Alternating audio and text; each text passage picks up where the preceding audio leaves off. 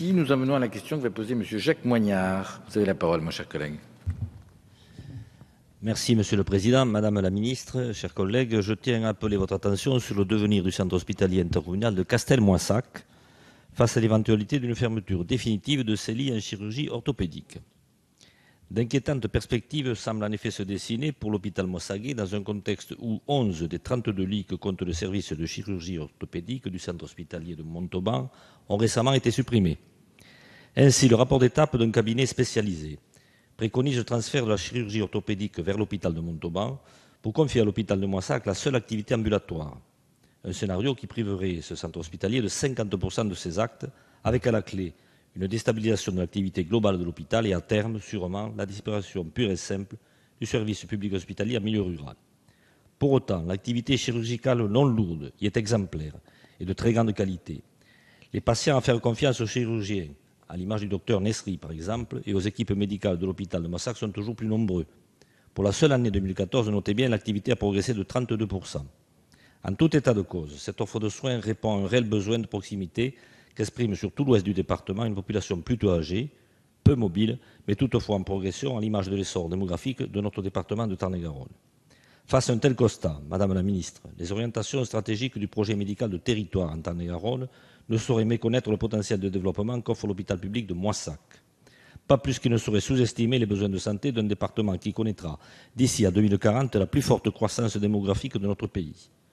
Aussi, devant la menace d'une disparition de la moitié des capacités de chirurgie publique, pouvez-vous me préciser les perspectives d'avenir de l'hôpital intercommunal de Castelsarrasin-Moissac, implanté au cœur d'un bassin de population de près de 100 000 habitants?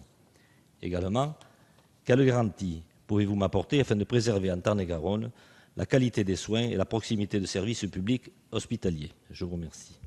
Merci. Madame la ministre, vous avez la parole. Monsieur le député Moignard, sous l'égide de l'ARS, le centre hospitalier intercommunal de Castelsarrasin-Moissac s'est engagé avec l'hôpital voisin de Montauban dans l'élaboration d'un projet médical de territoire et la constitution d'équipes médicales territoriales. Les deux établissements de santé ont fait le choix d'un consultant fin 2014 pour les accompagner dans cette démarche. Le comité de pilotage constitué des deux directoires des établissements se réunit mensuellement pour s'assurer de la bonne avancée des travaux.